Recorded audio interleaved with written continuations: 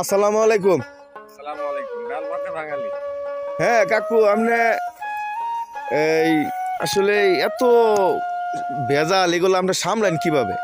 আপনি এক হলো মৎস্য অধিদপ্তরে চাকরি করেন, সরকারি চাকরি করেন, আবার এই যে ক্ষেতগুলা আপনি ব্যাগখানি আপনি করছেন, নাই কোনো লোক, একটা ছেলে স্কুলে পড়ে, এই এইভাবে আপনি কিভাবে এই ভেজালগুলো আপনি এই নিতে পারেন? আপনি বলেন তো কাকু। ডাল ভাতে বাঙালি, আমরা কিন্তু জাতি কৃষক, কৃষি কাজ করতে হবে, এটি স্বাভাবিক।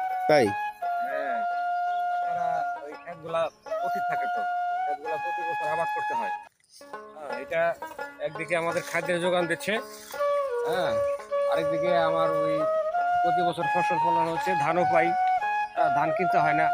হ্যাঁ, আমার দেখা যাচ্ছে যে সারা বছর খাওয়া দাওয়ার পরে আমার অতিরিক্ত ধান থাকে, কিছু বিক্রিও করতে পারি, চাকরিও করতেছি, আবার ধানও পাইতেছি।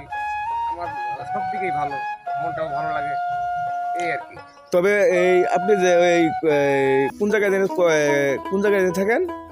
কক্সবাজারে থাকি। কক্সবাজারে থাকেন, জানো না আচ্ছা, ভাই, যাই হোক, মনে মনে থাকে না, যাই হোক, কক্সবাজারে থাকেন, ওই জায়গা থেকে আসা যাওয়া, এটা তো মানে অ্যাকচুয়ালি একটা এই বিশাল এই ধৈর্যের বিষয় আর কি, বিশাল ধৈর্যের বিষয়। কারণ এই ক্ষেতগুলা করছেন, এই জায়গায় আসতে হয়েছে, কামলার খরচ দিতে হয়েছে, কামলা লাগায় আর ক্ষেত লাড়তে হয়েছে, পানি দিতে হয়েছে, সার বিষ আর আবি বাকি যাবি। কোনো ব্যাপারই না, এটা ইচ্ছা থাকলে সবই সম্ভব। তাই ইচ্ছাই শক্তি, ইচ্ছাই ইচ্ছাই বল। কক্সবাজারে থাকি, সমস্যা কি? রেল চলে না, রেল চলে যায়, আবার চলে আসি।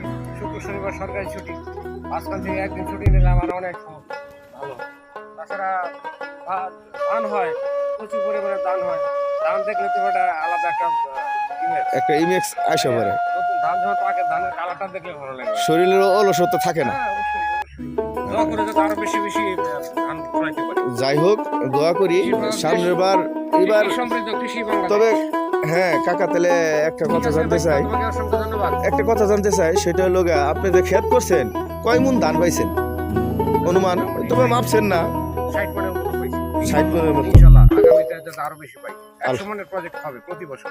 হ্যাঁ, Thank you, thank you. আমাদের দেশে যদি সবাই এই ধরনের ক্ষেত খামার করে বা গুড়া ফসল করে, বা সবাই যদি সব কইরা খাওয়ার চেষ্টা করে, তাহলে কিন্তু আমাদের বাংলাদেশের যে অভাব অনটন, হ্যাঁ, এই জিনিসটা থাকবে না। এই যে দান, ভালো দান হয়েছে, অবশ্যই অবশ্যই। আসলে এবার ভালোই দান হয়েছে, একবারে খারাপ হয় নাই, ভালো দান হয়েছে। একটা আটির মধ্যে ধরো 2.5 কেজি 2 কেজি। উফ, মাশাআল্লাহ মাশাআল্লাহ, দোয়া করো বাস। ইয়া হাবিবি ইয়া হাবিবি, দোয়া করো বাকি। ধন্যবাদ। দোয়া করো আমার জন্য, দোয়া করো। ওকে, থ্যাংক ইউ।